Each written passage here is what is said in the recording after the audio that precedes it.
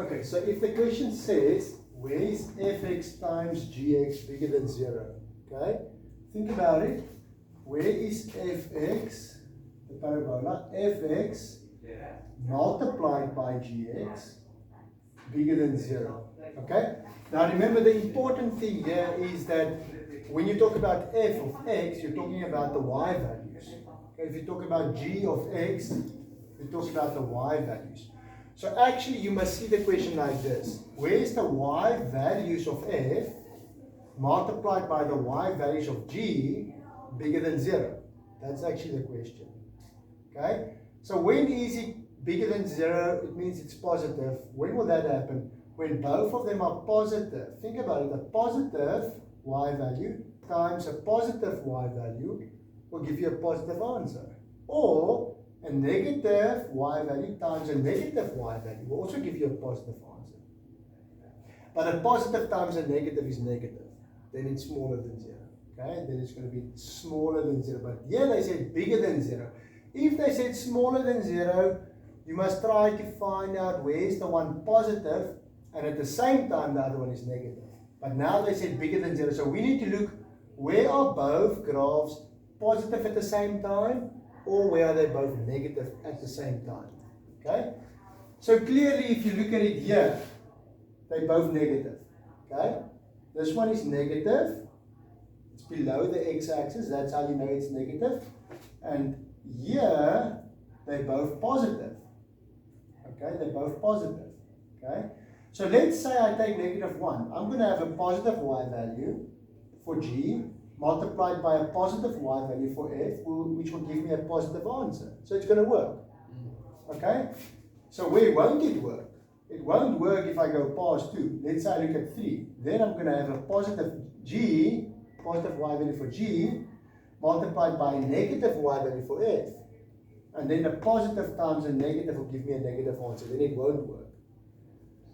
So if x is bigger than 2, x is bigger than 2 or equal to 2, bigger or equal to 2, I'm going to have a positive times a negative and then it won't work. Which means if it's smaller, okay, than 2, it's going to work. Because then I will have a positive times a positive. At 1, both positive. At 0, they're both positive. At negative 1, they're both positive. Okay? So from 2 backwards, it's going to work the whole time. It's going to work. The only place where it won't work is at negative 2.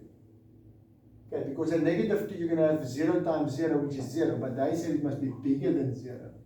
So your answer will be x must be smaller than 2 and x not equal to negative 2. So any value for x smaller than 2 will work. But you must just say x can't be equal to negative 2. Okay, because it said it must be bigger than 0. If the question said, for instance, fx times gx, let's say they said, where is it smaller or equal to 0? Okay, let's say that was the question. Where is it smaller or equal to 0? Now you must have a positive times a negative.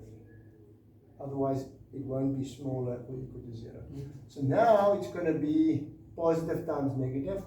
Bigger or equal to 2. Then you're going to say x must be bigger or equal to 2. And then that's it. That's the answer. Okay? Why? Because we include 2 this time, bigger or equal to 2, because what happens at 2? At 2 you've got a 0 times a positive, which is still 0. And now we said it must, when you multiply them, you must get smaller or equal to 0. So now you can include the 2. Here we didn't include 2 because we said it must be bigger than 0, not bigger or equal. Okay? And the same happens with divide. Sometimes the question might say fx divide by gx. Let's say they say, where's fx divide by gx smaller than 0? Divide works the same as multiplying.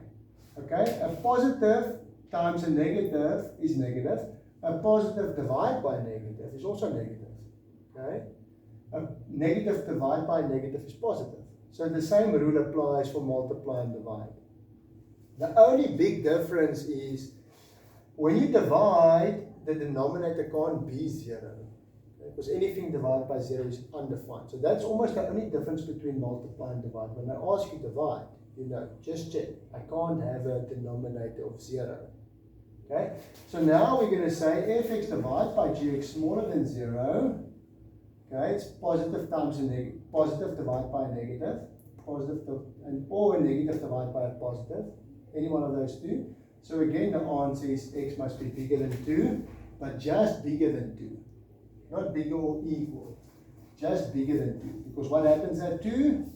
At 2, it's going to be 0. 0 divided by this one, which is 0, but it said it must be smaller than 0, not smaller or equal to 0. So you must check carefully if it's equal or just smaller.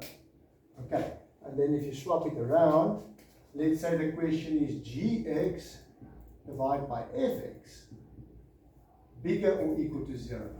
Okay, then again a positive divided by a positive or a negative divided by a negative. So it's going to be this way. So the answer is x smaller than 2. But then again, smaller than 2, but not negative 2. It's not going to work at negative 2. Because then f will be 0. X not equal to negative 2. Okay, because if x is at negative 2, f will be 0, and then if you divide by 0, it's undefined. So that's all the different options.